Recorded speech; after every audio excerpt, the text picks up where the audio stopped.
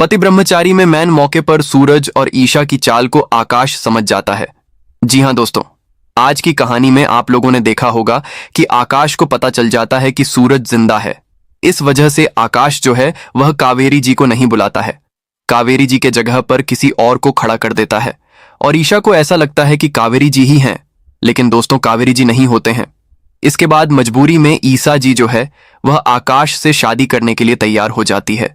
इसके बाद आज का प्रोमो में आप लोगों ने देखा होगा कि आकाश जो है वह सूरज के साथ फाइट भी करता है, क्योंकि दोस्तों सूरज मजबूर हो जाता है। वह ईशा जिसे बोलता है कि मैं अपनी वादे के मुताबिक आपकी मां को नहीं बचा सका, मुझे माफ कर दीजिए, जिसे देख करके दोस्तों आकाश को काफी ज्यादा मजा आ रहा होता है। लेकिन दोस्तों यह शब्द भी सूरज के एक प्लेन का हिस्सा होता है। वह आकाश को ऐसा दिख रहा होता है कि सूरज हार चुका है, लेकिन दोस्तों ऐसा नहीं होता है। सूरज पूरी तैयारी से होता है और आकाश को चकमा देकर के उसे उसकी किए की सजा देगा। तो चलिए दोस्तों जानते हैं आगे की कहानी की कैसे सूरज ईसा से शादी करता है, क्योंकि मंडप में आकाश ईसा की नहीं बल्कि सूरज और ईसा की शादी होगी। आखिरकार वह पल आ ही गया जिसका दर्शक लंबे समय से इंतजार कर रहे थे।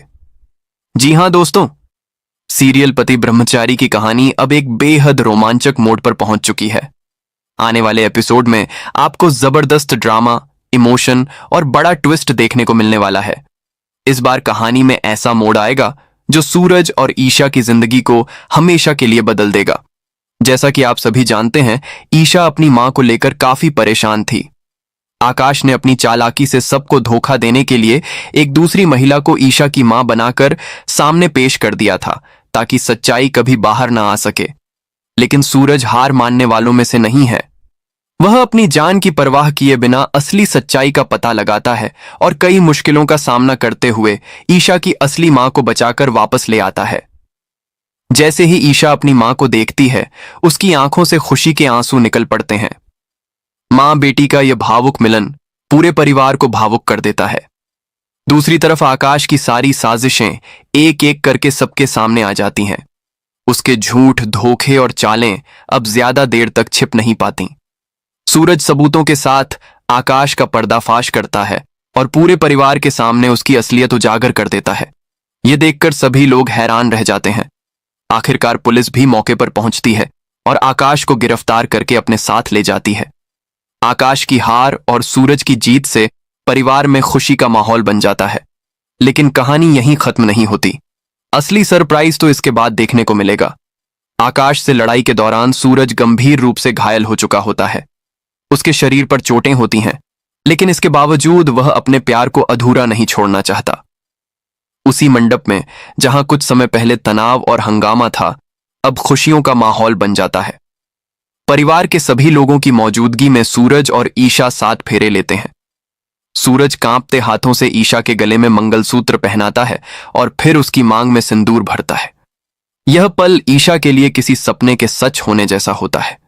दोनों एक दूसरे का हाथ थामकर हमेशा साथ निभाने का वादा करते हैं। लंबे संघर्ष और कई मुश्किलों के बाद आखिरकार सूरज और ईशा एक हो जाते हैं। हालांकि शादी के बाद भी उनकी जिंदगी पूरी तरह आसान नहीं होने वाली।